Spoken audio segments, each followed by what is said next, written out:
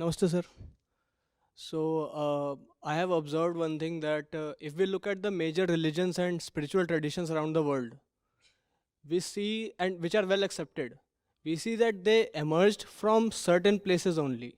For example, the Abrahamic religions, all of them happened in the Arab world and around Israel and Saudi. Then Zoroastrianism happened in Iran. And then India has been the most fertile land for the growth of these traditions and religions. For example, Hinduism, Buddhism, Jainism, Sikhism, and even the foreign traditions when they came to India. For example, Sufism, when it came to India, it flourished in a very unique fashion. And we have the Indian subcontinent, especially, has had a long list of saints. So, and we don't see these things in the European history or in the Americas or any other places. Heard of a place called Greece? Oh yes, sir. Even okay, I'm ready to include Greece as well.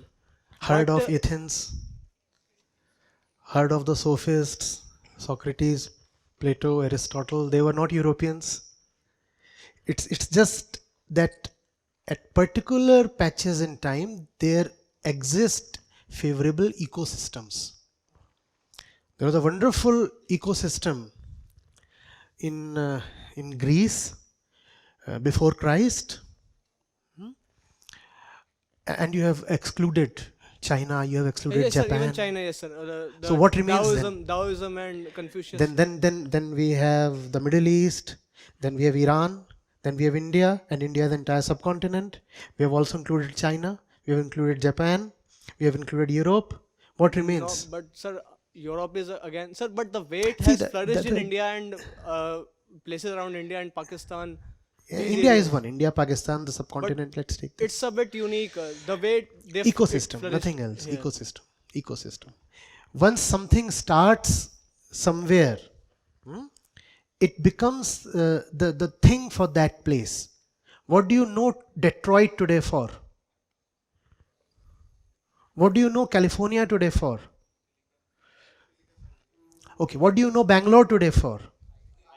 So is there something particular in the geography of Bangalore that makes it conducive to silica or something? No, nothing. It's just that due to historical and coincidental reasons, an ecosystem develops there. And once the ecosystem is there, more and more stuff starts happening. There's nothing. If you want to investigate more into it, India was a more fertile land for religious inquiry because the soil was fertile, because the monsoons were guaranteed, and you could do nothing about the monsoons. Remember, in those days there was hardly any irrigation, so you simply had to wait for the rains. What do you do when you wait for the rains? And the population was sparse, so there was good food, ample food for everyone.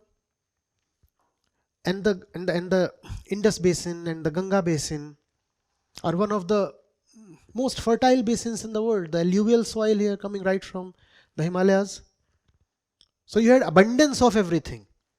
When you have abundance of everything and there is not much you can anyway do because the monsoons will come when they have to, what do? You have ample leisure, and in that leisure you sit, you observe, you talk to people. There is space for intellectual inquiry. For hours and hours, can you visualize the thinkers, the sages, the seers just purposelessly talking to each other? And from that purposeless discussion, from silent observation of life for hours, days, months, years, come those insights that you today take as Indian philosophy. You cannot have philosophical development if you are running behind your ambitions, and if you have a tied up day and you very well know that 8 a.m. you have to do this, and then 6 a.m. this, and 8 that kind of clockwork will never allow any kind of internal leisure. And if that internal leisure is not there, no insight, no wisdom can develop. You all must remember this. Give yourself space, freedom, opportunities to take stock. You understand what is meant by taking stock? Just stop. Stop for long durations, at least for a few hours, and recollect what's going on. Am I just running? What's going on? And this period of taking stock can extend to months, if possible for you. In fact, in my own growth, the breaks that I used to get from school and later on from IIT were very important. Most of my initial poetry was composed in breaks, and the breaks were significant. The entire December used to be free, and then May, June, July, and that used to provide an ample space in which one could just be himself. So that's what it is. Um, Ecosystems are very important. That's the reason universities are very important. So as you said that because ecosystem was favorable in India, but in the Arab world, the survival conditions were very brutal. They were very tough. So how did Prophet Ibrahim or Prophet Muhammad or Christ managed to be to awaken their consciousness? Same thing can happen when the ecosystem is very unfavorable. You very well know that nothing will happen, however hard you try. So what do? You stop trying. If you think of the process of the Quran, Prophet Muhammad used to go up a hill and sit there for long durations. That sitting alone for long durations is at the core of insightful realization. If you are someone who cannot be by himself, if you are afraid of being alone, if you cannot remain silent to yourself, you will never realize anything. The fact is, please understand, even if you go to the Paleolithic times, what you find is religion emerging in a very preliminary way. So it's never specific to one geography. Where there is man, there is dissatisfaction. And where there is dissatisfaction, there is an inquiry into the reason of dissatisfaction. And that inquiry itself is called religion. I'm not whole, I'm not well. Why do I remain restless within? How do I take care of this? That itself is religion. So that is found even in the caveman. They did not know that they are restless because something within is amiss. So what would they do? They started out by looking into the physical universe. So they would say, oh, probably that tree is great. If that tree blesses me, I would be all right. Oh, probably that river is great. Probably the sky god or the sun god, they are the greatest, they are the absolute.